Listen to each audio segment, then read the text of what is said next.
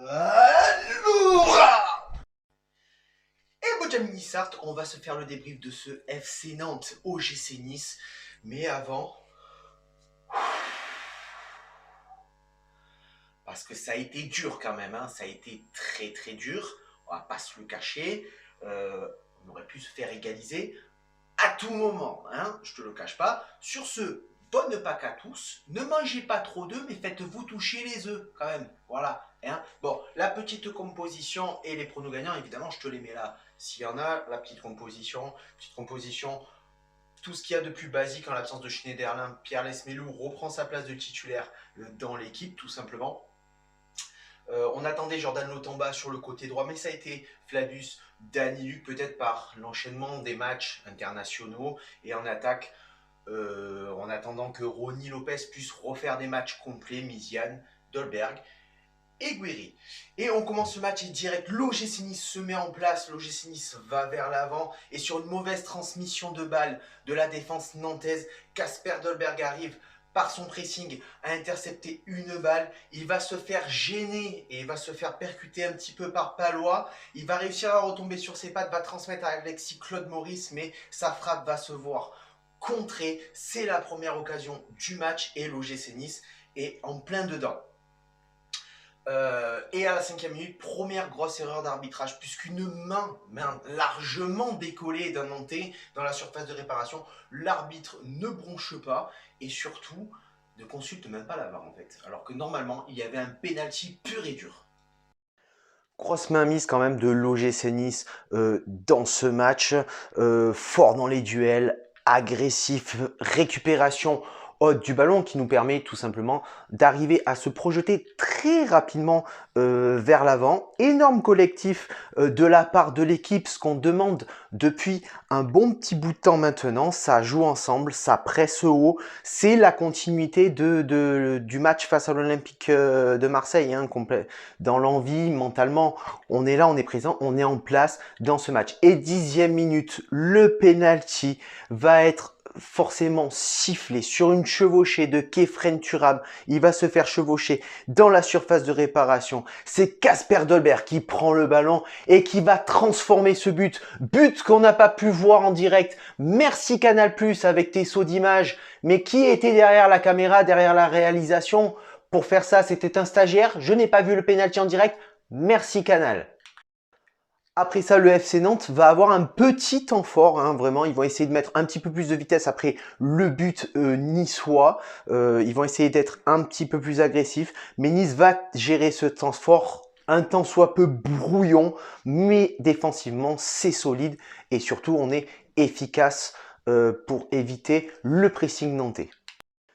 Et est-ce qu'on parle du match de Casper Dolberg? En tout cas, sa première mi-temps, parce que la deuxième mi-temps était un peu plus compliquée, mais ça, à l'instar de toute l'équipe, en globalité, en mouvement, qui réalise les efforts, qui participe au repli défensif, qui se rend disponible. Et quand il est servi, bizarrement, eh ben, Casper Dolberg, il est décisif et en tout cas, à chaque fois, il est très dangereux par deux fois. La première sur un gros rush d'Amine Gouiri où il va trouver l'espace pour Casper Dolberg qui va transmettre. Il va pousser un petit peu trop fort son ballon. Il va pas élever assez son piqué, ce qui fait que Alban Lafont va pouvoir la sortir en corner. Et la deuxième fois sur un corner joué rapidement en deux temps. La tête de Casper Dolberg qui, à mon avis, la trajectoire suivait à aller taper sur le montant de la transversale, mais Alban Lafont a sorti une fois de plus la parade. C'est un Casper Dolberg en feu ce soir. 29e minute, relance très hasardeuse de la défense nantaise sur un corner. Ça revient à l'entrée de la surface de réparation sur Kefren Turam qui va frapper instantanément. Parade de Lafont, encore une fois. Grosse parade d'Alban Lafont. Ça revient sur Casper Dolberg qui arrive à temporiser, à décaler le défenseur qui est au pressing et qui va frapper en force avec 3 Nantais devant les cages. C'est le doublé de Casper Dolberg. Casper Dolberg, le roi Casper, revient. J'ai envie de te dire, Casper, à tout moment, c'est le week-end de Pâques, je te touche les œufs. j'en ai rien à foutre. Mais ça confirme un petit peu cette vitesse que met l'OGC Nice dans ce match, cette vitesse qu'ils mettent dans la transmission de balles, dans la transmission de passes. Ce que demande et ce que crie Adrian Urcea à tout moment. On repasse très peu par l'arrière, on évite les relances en repassant vers l'arrière et c'est ce que j'ai aimé dans ce match. Contrairement à ce qu'on a pu reprocher à l'OGC Nice très souvent dans les derniers matchs qu'ils ont pu faire, de toujours repasser par l'arrière, brouillon, laborieux. Là, cette fois, on met de la vitesse. On monte très rapidement vers l'avant. Il y a de l'intensité. C'est nous qui mettons le rythme. C'est nous qui imposons notre rythme au FC Nantes et il y a beaucoup d'intelligence de jeu, d'implication de la part de l'OGC Nice. Mais à la 32e minute, c'est le FC Nantes qui va égaliser sur un corner très très bien tiré. On va pas se le cacher. William Saliba, grosse passivité sur le corner. Il touche le ballon. Khéphren Thuram qui oublie au marquage le buteur nantais qui a plus qu'à la pousser au fond puisqu'il n'y a plus personne. Mais au final, le plus gros fautif sur cette action, c'est qui? C'est Walter Benitez, encore une fois, avec ton 1m90. Quand tu veux, tu te décides de sortir. Mec, le ballon est à ta portée sur ce corner. Ça nous évite de se prendre ce but et de se mettre en difficulté. Walter, quand tu veux, tu sors. Et les Nantais, après le but, évidemment, vont se trouver un petit peu plus agressifs, vont être un petit peu plus rapides aussi, eux, par la transmission de balles, vont se porter plus souvent vers l'avant, grâce notamment à un grand Moses Simon, qui va faire tourner la tête aux défenseurs niçois, mais les Niçois vont être solides en défense. La chance qu'on a, c'est que ce garçon ne lève pas souvent la tête pour voir s'il a du soutien derrière lui, tu vois. C'est qu'il part tête baissée et perd très souvent le ballon, mais il arrive quand même à nous affoler et à mettre la défense un petit peu à mal. C'est Nantes qui met beaucoup plus d'intensité dans cette fin de première mi-temps. C'est ce garçon-là qu'il va falloir gérer pour attaquer la deuxième mi-temps de ce match.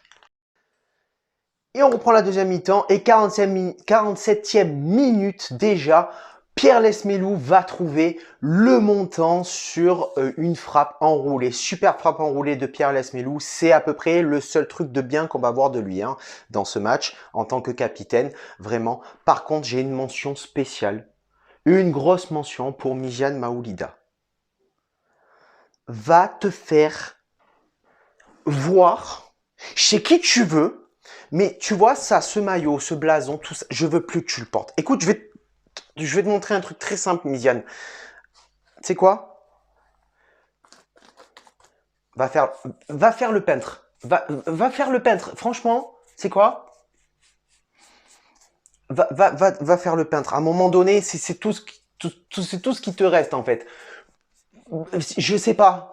Mais ça, en plus, ça te fait moussa raser, tu vois. J'ai trouvé une nouvelle vocation. Mais va faire le peintre. Mais arrête. Arrête le football, frère. Même les bases, tu sais pas les faire.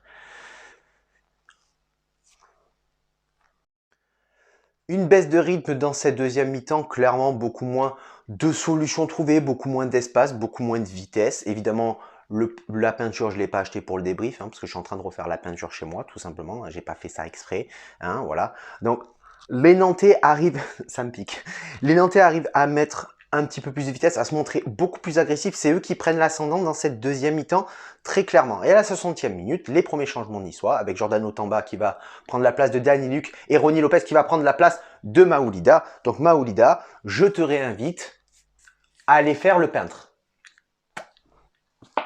Voilà, donc enfin, on va un petit peu jouer à 11 contre 11 avec la sortie de Maoulida et l'entrée de Ronny Lopez dans ce match. Et dans cette deuxième mi-temps, vraiment pas grand-chose d'affolant, vraiment, c'est très compliqué. Autant en première mi-temps, on pouvait aller d'un but à un autre. Le score pouvait changer très rapidement, que ce soit du côté niçois ou du côté nantais. Autant on voit que Nice a la volonté vraiment de conserver ce score de 2 buts à 1, de ne pas laisser Nantes revenir au score. Et on descend un bloc plus bas, ce qui nous empêche d'aller percuter après, de mettre de la vitesse vers l'avant et de se projeter comme on a pu faire dans cette première mi-temps qui a été une première mi-temps super. Voilà. Alors, on analysera ça demain en podcast, hein, évidemment. Je t'invite à rejoindre le podcast sur Spotify, mais il sera disponible aussi, bien évidemment, sur YouTube.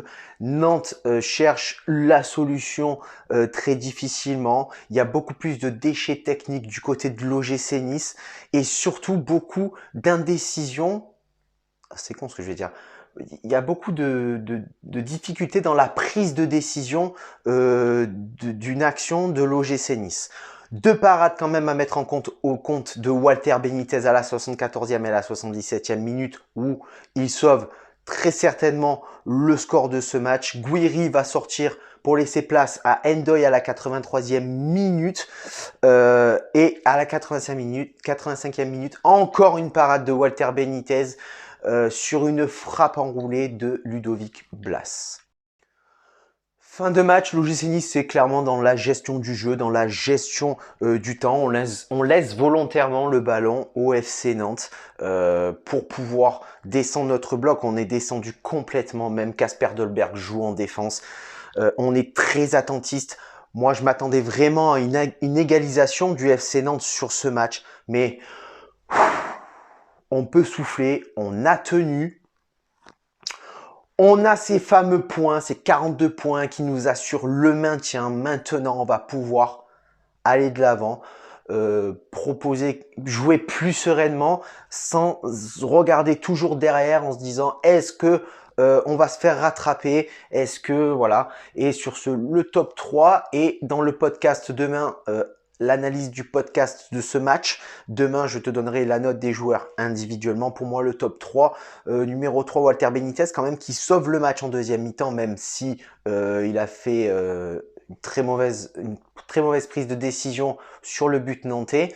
Walter Benitez, numéro 2, Khéphren Thuram, hein, vraiment impressionnant, à l'origine des 2 buts et encore très fort dans la gestion du jeu. Et numéro 1, là, sans aucune discussion, je pense c'est le retour du roi Kasper Dolberg. Sur ce, on se retrouve demain pour le podcast, l'analyse du FC Nantes face à l'OGC Nice. Sur ce, ciao viva, la Bayette et Issa Nissa. Et je vais me laver.